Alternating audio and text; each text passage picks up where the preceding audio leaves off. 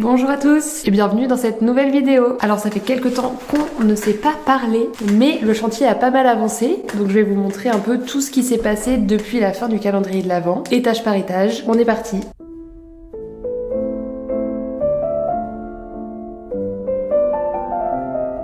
Alors vous pouvez le voir derrière moi, on est devant un mur coloré et c'est celui du salon. Donc on s'est occupé du salon la semaine suivant Noël, donc juste avant le nouvel an. J'ai eu un peu d'aide de ma petite cousine qui est venue peindre avec moi. Donc on a avancé super vite. On a fait donc le salon en deux couleurs, les sous-bassements en blanc et au-dessus un vert assez neutre, je dirais une sorte de vert gris. Et ensuite du côté de la cuisine, j'ai décidé de conserver la même couleur des sous-bassements et au-dessus un blanc crème un peu plus foncé et je trouvais que ça allait super bien avec la couleur de la cheminée, donc dans les nuances crème assez douces. Et comme je savais pas encore exactement la couleur de la cuisine que j'allais mettre, ça reste des couleurs assez neutres. On pourra jouer après sur la couleur de la cuisine, peut-être une couleur un peu plus foncée, c'est ce que j'aimerais. Et ici je n'ai pas fait les sous-bassements, je me suis arrêtée juste de ce côté-là de la cheminée parce que je me disais que comme il y aurait les meubles de cuisine, ça serait pas forcément nécessaire et même ça va sûrement gêner d'avoir la simèse, donc je préférais voir une fois les meubles mis et comme ça délimite un peu aussi la cuisine, donc avec les meubles de cuisine, de l'espace salle à manger avec la grande table. On a fait pour le moment que la première couche du salon et de la cuisine et j'attends que toute la poussière, qu'on ait fini avec la poussière pour faire les deuxièmes couches, comme ça il n'y aura pas besoin de relaver les murs ensuite. Et il y a aussi juste derrière moi quelque chose sur lequel j'hésite encore, c'est pour faire les contours de la fenêtre. Je sais pas si je fais ça, là pour le moment j'ai laissé en crème, plutôt du blanc. J'ai laissé le même blanc que les sous-bassements et j'hésite à faire ça en vert. Je pense que ça ressortirait un peu mieux en vert. Donc j'hésite. N'hésitez pas à me donner votre avis en commentaire. Comme ça, pour le moment, je laisse comme ça. Mais à mon avis, je vais repeindre en vert. D'ailleurs, c'est ce que j'ai fait pour les renfoncements. Il y en a deux dans le salon et je trouve que ça rend bien en vert. Ça crée un peu plus de profondeur. Et notamment, de ce côté-là, peut-être que la porte en blanc, c'est un peu moins choquant. Mais de ce côté-là, avec la perspective, on voit beaucoup plus de blanc que de vert. Donc je trouve ça un peu dommage quand on arrive dans le salon. Donc j'attends vos retours concernant ce point, comme ça je pourrais me faire un avis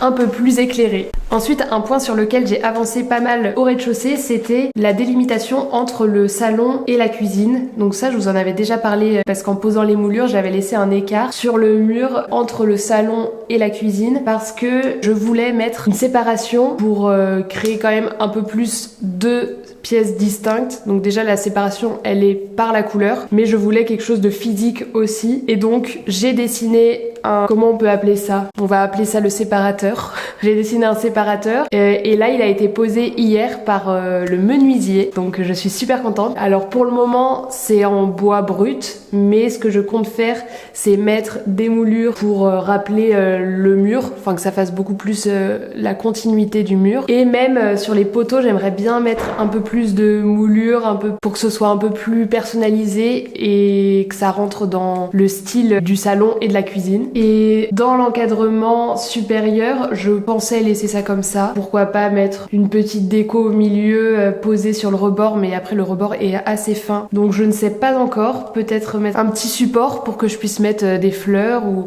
Mais en tout cas, je voulais pas mettre de verrière. En tout cas, je pense pas que ce soit très utile vu que tout le reste est quand même très ouvert. Ça va faire un coût significatif pour, je pense, pas changer énormément. Donc dites-moi ce que vous en pensez également pour le séparateur. Moi j'aimerais bien laisser ça vide à l'intérieur et voir ce que ça donne. Et pareil, j'ai pas encore réfléchi si je voulais le peindre en vert du côté salon et de l'autre côté en beige. À mon avis, c'est ce que je vais faire, mais je vais quand même laisser les sous-bassements en blanc. Ensuite, pour la cuisine, j'ai avancé dans mes recherches. Normalement, j'ai trouvé une cuisine qui pourrait correspondre, de seconde main sur le Bon Coin. Les mesures semblent correspondre, donc je vais la chercher normalement samedi. J'espère que ça ira et je vous montrerai ça de toute façon une fois que je l'aurai posé. Un autre détail aussi, c'est que dans le salon et la cuisine, j'ai changé la manière dont je finissais les bordures des simèses. Alors je me souviens que j'avais pas mal hésité sur la chambre bleue, comment je terminais les simèses et j'avais fait en biais en fait et j'avais comblé ensuite avec de l'enduit à l'intérieur. Et là, c'est une deuxième méthode sans utiliser d'enduit, c'est de couper le petit bout en fait comme si on retournait de l'autre côté. Mais donc c'est une méthode différente. Je trouve que les deux vont. Celle-ci elle est pas parfaite non plus, mais en tout cas c'est la méthode que j'avais vue sur le site où j'ai acheté les cimaises. Ils mettaient comment couper les cimaises dans un coin. Donc j'ai testé ça ici et puis ça fait peut-être un peu plus pro que dans la chambre, mais en même temps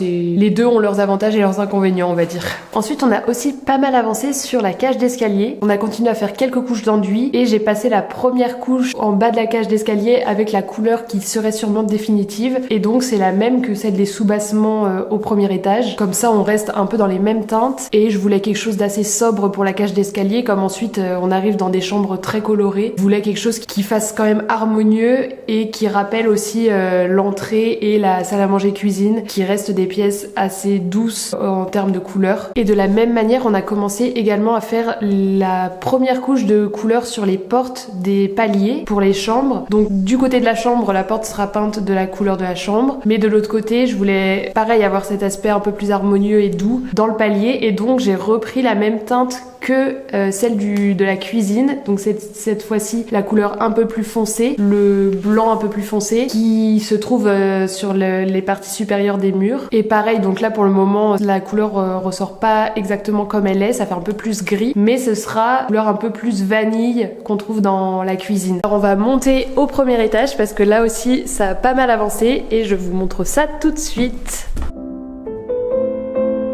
Alors nous voilà au premier étage et alors là les choses ont pas mal changé. Donc tout d'abord dans la chambre verte on a posé tout le papier peint sur les murs et on va pouvoir poser le papier peint.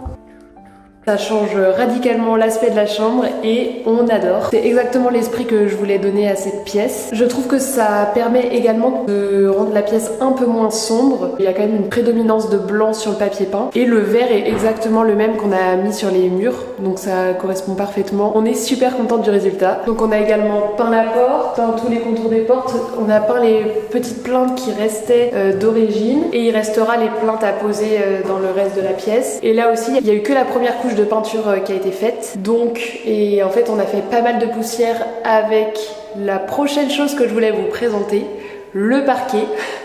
Mais donc il y a eu pas mal de poussière avec le ponçage du parquet. Donc heureusement qu'on avait fait que la première couche et il va falloir tout nettoyer avant la seconde couche. Mais c'est pour la bonne cause. Donc il restera dans cette chambre la deuxième couche de verre, les plaintes à poser qui ont été pré-peintes et les corniches tout autour de la pièce. Et après normalement on est quasiment bon pour cette pièce parce que on a également fait hier, donc là ça fait 2 jours qu'on ponce le parquet au premier et au deuxième étage. C'est un sacré travail mais ça change tout. Donc on est trop contents. Donc pour poncer le parquet on avait loué une ponceuse professionnelle, la grosse ponceuse où on se tient debout. Donc ça on l'a loué pendant une journée. Ça a permis de dégrossir pas mal toutes les chambres et la salle de bain du premier étage. Et ensuite hier, donc le deuxième jour, on a loué une ponceuse, je crois que ça s'appelle une bordeuse. Donc c'est une plus petite pour le coup, pour faire les coins et un peu les zones de parquet parce que le parquet est quand même pas très droit. Donc on a vu en passant seulement la grosse ponceuse qu'il restait pas mal d'endroits où elle avait pas pu passer. Par contre cette ponceuse là elle était très physique, j'ai énormément mal au dos. Donc on est 2 à faire ça, à s'occuper du parquet et on a mal partout, donc surtout à cause de la deuxième ponceuse parce que c'est pas du tout ergonomique en fait, on se tient, ou alors c'est peut-être qu'on le faisait pas bien, mais alors je vais vous montrer une vidéo, ça ressemble à rien du tout.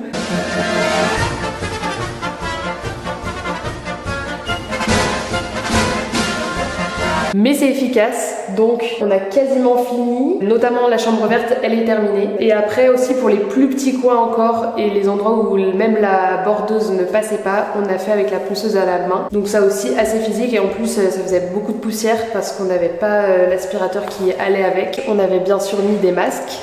Un travail de titan, mais nous sommes arrivés au bout pour au moins cette chambre et aujourd'hui je vais finir également de faire à la main les autres chambres qui sont un peu moins nickel que celle-ci. De toute façon ce sera jamais parfait et je pense qu'on peut y passer encore plusieurs journées si on voulait que le résultat soit parfait, mais comme le parquet est quand même très vieux plus pas super droit, En fait ça peut prendre très très longtemps, mais là ça reste un résultat satisfaisant. Donc il restera quand même dans cette chambre là, on va tout nettoyer nickel, donc on va passer l'aspirateur aussi, et comme ça on pourra appliquer le vitrificateur. On s'était aussi posé la question si on allait remplir ou non les espaces qu'il y a entre les planches de parquet, parce que quand même avec le temps il s'est moins serré les uns avec les autres, donc il y a des petits espaces entre toutes les lattes de parquet. Je me posais la question s'il fallait le remplir ou pas, et on m'a dit que c'était pas nécessaire et que c'était même pas très joli de faire ça, donc je vais laisser comme ça. Et normalement avec le vitrificateur, comme on va en mettre une quantité quand même assez importante, ça devrait combler en partie ces trous là.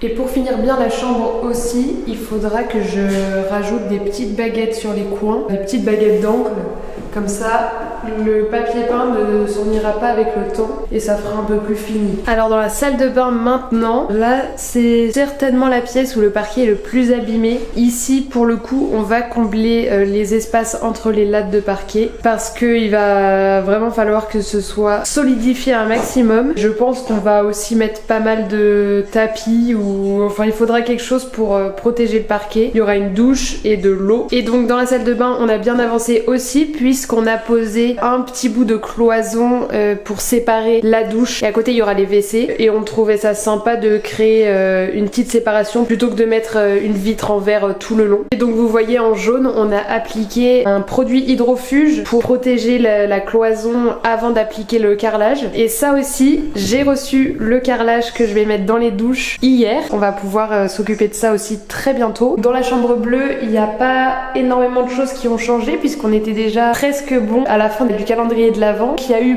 comme les autres pièces le parquet qui a été poncé, donc ça fait quand même un gros changement d'aspect. Et ensuite c'est à peu près tout pour ce qui a changé ici.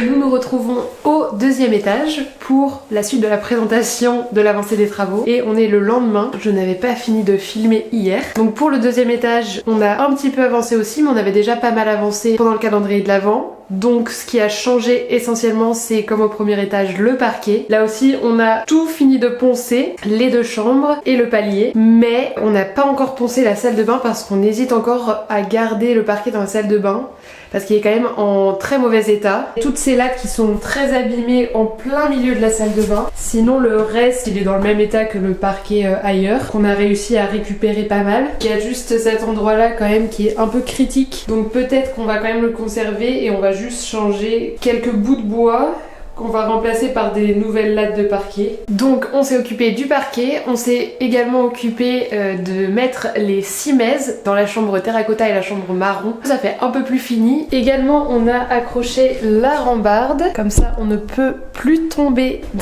dans les escaliers. Et pour la rambarde je pense que je vais faire le même dans la continuité du style que je vais donner à l'escalier. Donc je sais pas encore exactement ce que je vais faire, mais à mon avis ce sera de mettre les petites barres dans une couleur claire et garder cet aspect bois foncé sur toute la rambarde. Et enfin pour le sous-sol, donc ça c'est l'étage que je vous ai le moins montré pendant le calendrier de l'Avent, parce qu'on n'avait pas encore fait les bandes, mais là les bandes viennent d'être terminées, donc on va pouvoir s'attaquer au sous-sol. Donc on va très prochainement pouvoir poncer, et ensuite d'ailleurs c'est ce qu'on fait aujourd'hui, donc ce sera une grande salle de jeu que j'ai envie de faire modulable, donc en fait qu'on puisse créer plusieurs espaces différents, donc pas avec du gros mobilier lourd, quelque chose qui peut changer d'utilisation en fonction des besoins. À mon avis ça pourrait être un espace de projection, donc j'aimerais bien mettre un vidéoprojecteur et un écran blanc pour faire un peu un petit home cinéma. Sinon mettre un peu des affaires de sport pour que ça puisse faire un espace qui peut être converti en petite salle de sport. Notamment au sol j'aimerais bien mettre de la moquette, et sur les murs mettre une couleur assez foncée, et il y aura aussi la partie buanderie et WC, donc là à voir également les teintes que je vais mettre. Et également pour revenir sur le deuxième étage, il y a des choses qu'on a découvertes hier qui nous ont pas fait très plaisir. Pour ceux qui ont suivi le calendrier de l'Avent, c'est une petite piqûre de rappel des choses qui peuvent arriver dans une vieille maison. On a encore des fuites au niveau des poutres parce qu'il a énormément plu ces derniers jours. Là ça a séché, ça a l'air d'avoir à peu près séché, mais donc on avait des fuites, deux fuites, une nouvelle dans la salle de bain et une nouvelle dans la chambre marron, parce que celle qu'on avait de base elle était tout en haut de la chambre terracotta. Il va encore falloir faire venir le couvreur. On espère que c'est pas très grave et que c'est seulement dû au fait que voilà, il y a eu la tempête, il y a eu beaucoup d'eau qui est tombée ces derniers jours, mais qu'il n'y ait pas besoin de refaire la toiture parce que là ce serait une énorme dépense qu'on n'a pas prévue. Donc je vous tiendrai au courant de ce côté-là. Et j'ai failli oublier, on a aussi avancé dans le jardin puisqu'on a planté, mon papa a planté toutes les haies tout autour. On a pris du charmille ou de la charmille, je sais pas comment on dit, du charme. Donc là pour le moment ça se voit pas du tout. On va attendre que ça pousse un peu, ça va mettre du temps. Il faut être patient. Voilà pour le petit récapitulatif des travaux qui ont été faits jusqu'à maintenant. Je vais essayer de tenir un rythme d'une vidéo par semaine. Soit ce serait des vidéos assez précises sur un sujet en particulier, ou sinon des petits récaps comme celui-ci de travaux, un peu plus sous format vlog. On va voir comment j'arrive à tenir le rythme. Et la prochaine vidéo, ce sera en lien avec quelque chose que vous avez vu dans la vidéo. Je n'en dis pas plus, ça ne donne aucun indice. Ce sera en lien avec l'introduction et les petits séparateurs entre chaque chapitre de la vidéo. Je n'en dis pas plus. J'espère que ce petit récapitulatif des travaux vous aura plu. Et si c'est le cas, n'hésitez pas à liker la vidéo et à vous abonner. Et en attendant, je vous dis à très vite pour la suite des travaux.